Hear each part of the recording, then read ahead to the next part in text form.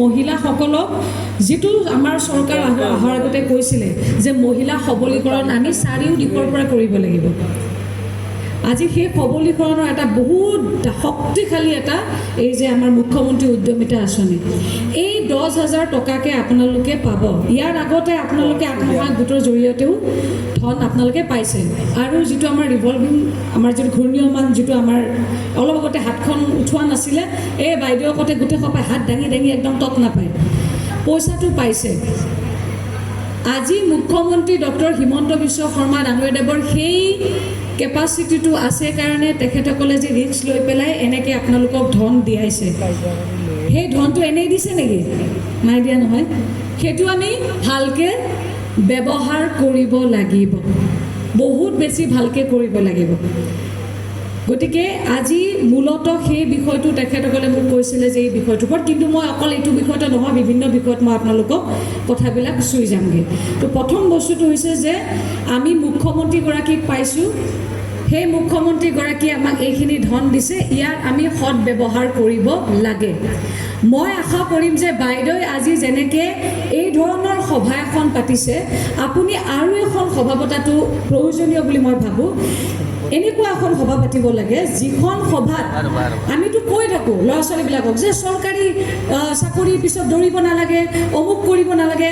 বেলেগ আমাৰ ইয়াতে কলেজৰ ষ্টুডেণ্টছবিলাকো আছে ইয়াতে, যিবিলাক তৎক্ষণাত যিকোনো পৰিস্থিতিৰ সন্মুখীন হৈছে, য'ত তেওঁ নিজে দেখিছে যে মই ইয়াত নিৰাপদ নহয়, বা পাৰিবাৰিক সংঘাত হৈ আছে, মই ইয়াত নিৰাপদ নহয়। বুজি পাইছেনে? বুজি নাপালে ক'ব হা। যিবিলাকে ঘৰুৱা বা পাৰিবাৰিক সংঘাতত বা তৎক্ষণাত এনেকুৱা কিছুমান ঘটি এনেকুৱা এখন সভাৰ আয়োজন কৰিছে আপোনালোকৰ ঠিক পৌৰসভাই।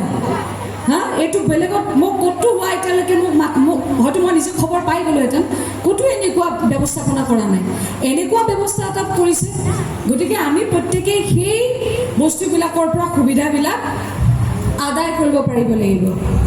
এখেতে এইটো বস্তু প্লেটফৰ্মখন দিবহে পাৰিব, কিন্তু চবকে আকৌ হাতত ধৰি ধৰি কৰাব পাৰিব নেকি? আজি মুখ্যমন্ত্ৰী মহোদয়ে আজি পইচাটো দি দিলে, তেখেতে কৈও গৈছে, কিন্তু পিছে পিছে ঘূৰি থাকিব পাৰিব নেকি? হৈছে যে কাম কৰিম, কি কাম কৰিম, তাৰ আগত নিজকে মানসিকভাৱে প্ৰস্তুত কৰা যে মই নিজকে মই ভাল পাওঁ, মোৰ শৰীৰৰ মই যত্ন ল'ম, মোৰ মনটোত ভাল ভাল কথাবিলাকে আহিবৰ কাৰণে মই নিয়মিত এইখিনি য়োগা লৈ যাম। লাগিবনে নালাগিব পৰিকল্পনাটো জীৱনত? 10 বছৰ পিছত মই কি ৰূপত ইয়াত থাকিম, সেইটো মই আজিৰ পৰা কাম কৰিলেহে 10 বছৰ পিছত মই ফলটো পাম নে নেপাম? সেইকাৰণে উপযুক্ত ভাল পৰিকল্পনাত ভিত্তি কৰি পেলাই মানসিক শক্তিৰে আত্মবিশ্বাসেৰে আপোনালোকে একোটা যেতিয়া খোজ দিয়ে, এইখিনি আগত ৰাখি আপোনালোকে যদি কামখিনি যদি সমাপন কৰে, তেতিয়াহ'লে আপোনালোকে ইয়াৰ ফলটো পাব। এই গোটেই বস্তুবিলাকত আমাৰ মহিলা আয়োগে ইয়াত গুৰুত্বপূৰ্ণ এটা দায়িত্ব এটা ৰূপায়ণ কৰে। 181 এইটো ভাৰত চৰকাৰৰ পৰা দিয়া এটা ট'ল ফ্ৰী নাম্বাৰ। 181 এবাৰ কৈ দিয়ক প্ৰত্যেকে। 181 এই নাম্বাৰটোত আপোনালোকৰ ওচৰে পাঁজৰে যদি কেতিয়াবা কিবা হিংসাত্মক কিবা ঘটনা হৈছে, ছোৱালীৰ ক্ষেত্ৰত হওক বা বোৱাৰীৰ ক্ষেত্ৰত বা যি এনেকুৱা ধৰণৰ হৈছে, ইয়াত ফোন কৰি আপোনালোকে তাৎক্ষণিকভাৱে সেই অঞ্চলত কোনখন থানাৰ অন্তৰ্গত কি আছে তাতে যদি ফোন কৰি দিয়ে, লগালগ তেওঁক সেই যিটো অপ্ৰীতিকৰ এটা পৰিৱেশ আছে তাৰ পৰা এটা উদ্ধাৰ কৰি ওৱান ষ্টপ চেণ্টাৰলৈকে লৈ যোৱা হ'ব। বুজি পালেনে? বুজি পাইছে?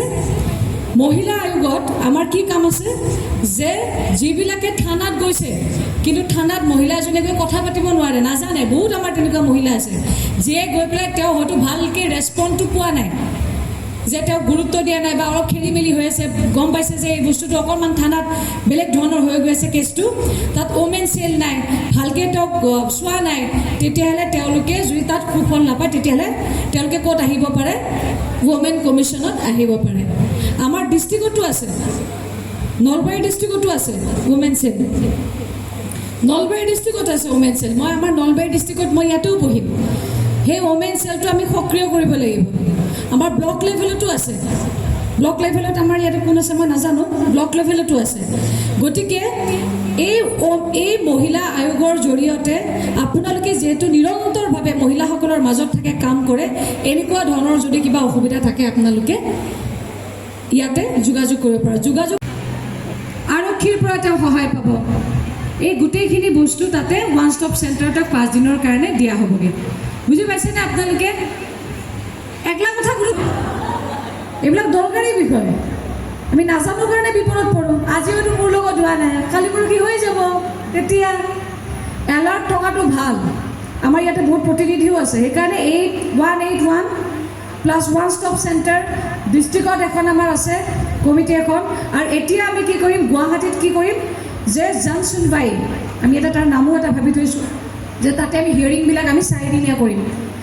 আমাৰ ইয়াতে ডিষ্ট্ৰিক্টতো হৈ থাকে, আমাৰ ইয়াতে আমাৰ যিটো মেম্বাৰবিলাক সকলোবিলাক আমাৰ এতিয়ালৈকে ফুল ফেজত নাই দিয়া, সেইকাৰণে আমি দায়িত্ব দিব পৰা নাই। গতিকে মহিলা আয়োগৰ পৰা আপোনালোকে নিৰন্তৰ যিহেতু মহিলাসকলৰ মাজত কাম কৰি থাকে, মহিলা এইটো কিন্তু বহুত ডাঙৰ সমস্যা। বহুত মহিলা আছে যিবিলাকে থানাত গৈ পেলাই তেওঁলোকে কথা ক'ব নজনাৰ কাৰণে আজি বহুত কষ্টত আছে। আৰু বহুত মহিলা আমাৰ ইয়াৰ ভিতৰতো আছে বা বাহিৰতো আছে। মই যে এই অলপ আগতে যিটো এটা অনুষ্ঠানৰ কথা ক'লোঁ মূলা গাভৰুটো, মই সেইটো মূলা গাভৰুটোত মই কিছুমান বস্তু মানুহক মই পাৰ্চনেলি কিছুমান দেখা পাইছোঁ। আৰু আপোনালোকে নিউজত দেখা পাইছে, এই কেইদিনমান আগত এগৰাকী আমাৰ অভিযন্তা বঙাইগাঁৱত ছুইচাইড কৰিছিলে, মনত আছেনে? তো সেইটো বাৰু এটা ৰিজনটো বেলেগ আছিলে, কিন্তু কিমান যুৱতী কিমান মহিলাই ছুইচাইড কৰি আছে আপোনালোকে দেখিছেনে? দেখিছেনে? কালি পৰহি আমাৰ ছোৱালীবিলাকৰ মাজত সেইটো নহ'ব, তাৰ কিবা মানে আছে নেকি? সেইকাৰণে যে কৈছোঁ যে মানসিকভাৱে আমি শক্তিশালী কৰিব লাগিব ছোৱালীবিলাকক ডাঙৰ হোৱাৰ পৰা, ফিজিকেলি ফিট ৰাখিব লাগিব, আত্মবিশ্বাসটো বঢ়াব লাগিব। আৰু আমি মাতৃসকলে বহুত সংকোচ কৰোঁ। এজনী ছোৱালীক বিয়া হৈ গুচি যায়গৈ, বিয়া হৈ যোৱাৰ পিছত সেই ঘৰখনত যদি অলপো কষ্ট পায়, কিবা যদি হৈছে, আমাৰ ছোৱালীৰ মাকজনীয়ে কি কয় বা দেউতাকে কি কয়, হ'ব দে যেনে তেনে থাকচোন। বুজাওঁতে তাৰপিছত থানাত পালেগৈ, থানাতো তেওঁলোকে কেছটো নলৈ পেলাই কাউন্সেলিং কৰি পঠাই দিয়ে। প্ৰপাৰ কাউন্সেলিঙৰ অভাৱত কি হয় যে সেই যুৱতীগৰাকী বা সেই বোৱাৰীগৰাকীয়ে কাৰো পৰা সঁহাৰি নাপায়, জীৱনৰ পৰাই পৰিত্ৰাণ পাই ওলাই গুচি যায়গৈ। দুখৰ কথা হয়নে নহয়? এবাৰ নিজে ভাবিবচোন, নিজৰ ক্ষেত্ৰত ভাবিলে তেতিয়া অনুভৱ কৰিব পাৰিব।